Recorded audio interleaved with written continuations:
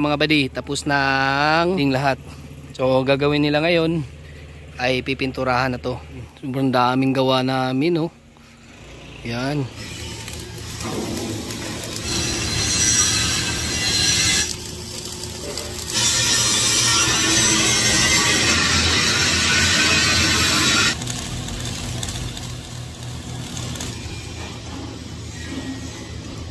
May nagtanong sa atin na aspirant. Shoutout sa iyo, Angelo Sabido Mabini. Ito yung kanyang tanong, kaya ating sasagutin. Boss, pagdating mo po dyan, may experience ka na po ba sa pag-wielding? Yan yung kanyang tanong. 2017, nung ako'y nag-apply sa South Korea bilang isang factory worker. Nung nasa Pilipinas pa ako, nag-a-apply dito sa South Korea, wala po akong alam sa pag-wielding. Kahit man lang kunting hawak o practice dyan sa Pilipinas, ay hindi ko po na-experience o naranasan. Nung ako'y nag-a-apply pa lamang sa Pilipinas, papuntang South Korea. Sa totoo lang mga buddy, pag-apply sa South Korea bilang isang factory worker, ay hindi mo po kailangan mag-aral sa TISDA ng welding, grinder at iba pang skill. Dahil ang pag-apply sa South Korea ay wala po tayong choice na pagpipilian na trabaho. For example na lang ay marunong kang mag-welding at ang kumuha sa iyo na company ay paggawaan nila ay printing. So sa madaling salita ay hindi mo magagamit yung pinag-aralan mo na welding. Kaya palagi kong sinasabi, ang pag-apply sa South Korea, kahit zero knowledge ka sa mga trabaho, ay pwede po kayong mag-apply dito sa South Korea bilang isang factory worker. Basta ang importante, pagdating mo dito sa South Korea, willing kang matuto sa lahat ng trabaho. Noong 2017,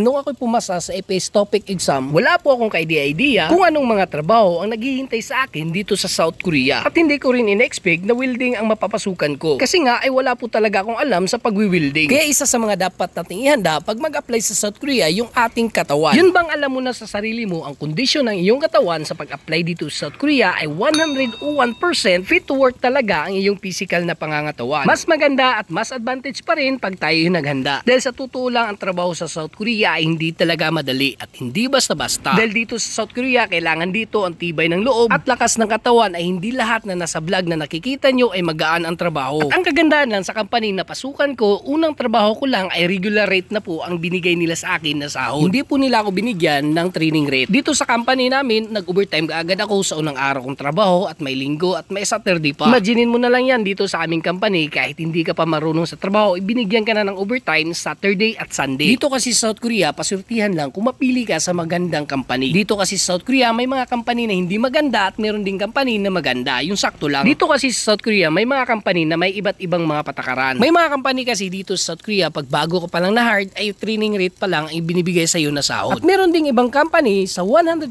na sahod mo, ay babawasan nila ito ng 10%. Kaya kung ikaw isa sa maswerteng na hard sa mga company, sa isang araw ay regular rate talaga ang ibinigay sa iyo na sahod. Yung kaparehas lang kayo ng rate sa mga kasama mong datihan at ikaw ay baguhan. Kaya ito yung isa sa pinakamaganda dito sa aming company. Hindi matipid sa sahod, overtime, Sabado at Linggo yung aming company. At isa rin sa pinakamaganda dito sa aming kiasuksa o dorm ay libre lahat. Libre kuryente, tubig at iba pa. Kahit nga po yung Saturday at Sunday dahil walang sikdang o restaurant ay binibigyan po kami ng company ng allowance na pera para sa food. Ang gagawin na lang namin ay magtrabaho.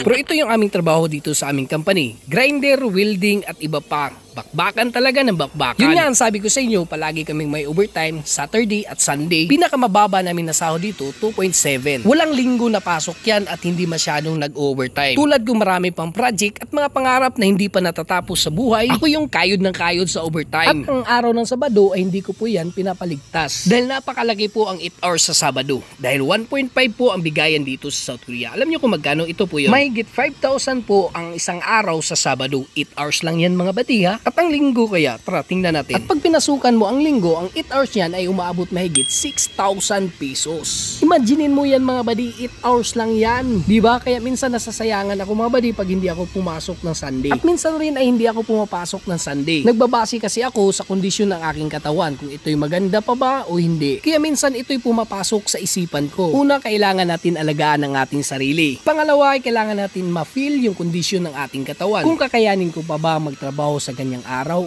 o hindi. Kung hindi ay kailangan nating mag-rest day. Ipahinga yung ating katawang lupa at para kinabukasan ay may karagdagan tayong lakas para sa panibagong trabaho ng buhay. Tara, samahan nyo muna ako at ipasilip ko sa inyo ang mga iba't ibang trabaho namin dito sa loob ng company sa South Korea. Para at least meron kayong sapat na idea kung anong mga trabaho dito sa South Korea. At ang grinder na ginagamit namin dyan ay hindi yung BB grinder, kundi big grinder talaga buddy. Para ka rin dyan nag-gym mga buddy. Kaya laban lang.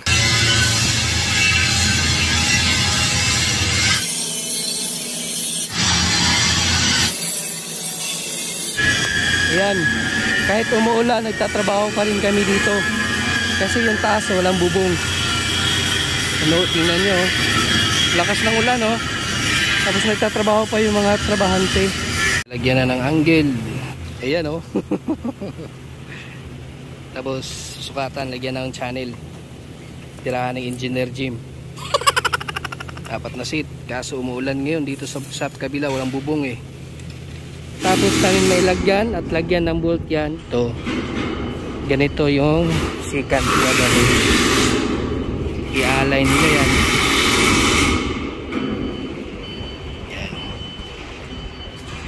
At please pakisupport na rin Bisdakol TV ng South Korea. At paki-like and share na rin sa ating mga video. At pwede kang mag-iwan ng komento kung meron kang katanungan pagdating dito sa South Korea. Dito sa aming company, sobrang dami kong natutunan na diskarte na pwede kong i-apply pagdating ko sa Pilipinas. Alam mo yung trabaho na matagal, pagdating sa kanila ipinapadali, ginagawa nila ng paraan. Kaya yun, kumbaga para kang dadaan sa highway na may shortcut pala na mas malapit. Ito na, tapos na rin yung ating nabuong cream. At ito na yung kalabasan sa pag-grinder namin kanina at pag-wielding. At ito yung naikabit na rin namin lahat, ang mga angle, pipe at iba pa. At ganito lang pala yung aming ginagawa sa aming company. Ito'y pabalik-balik lang. Mahirap siya sa umpisa dahil napakarami mong i-memorize o i-familiarize na mga size. Ikaw ba di, subukan mo na mag-apply sa South Korea hanggat may opportunity pa. Ito, dami pa.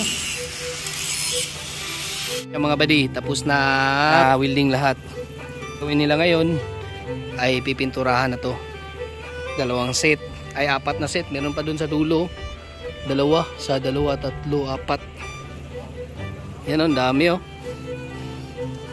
Ganito yan siya pag natapos na napinturahan. Yan, sobrang daming gawa namin oh. Yan, hanggang dun yan sa dulo mga buddy. Ito ay tapos na to, finish na po yan. So ang gagawin na lang dyan, wiring. Ito yung mga paa nya, sulit na bakal yan mga buddy. Tapos ito yung ano niya, yung motor. Yan o. Dalawang klase yung crane namin dito. Yang malaki na yan at saka itong single. Ito napakadaling gawin ito mga buddy. Pwede natin ito i-apply sa Pilipinas. Kung sakaling merong mga company na kailangan yung mga ganito. Kailangan na natin dyan, beam. Tsaka yung chelpan. At hanggang dito na lang. See you next vlog in South Korea.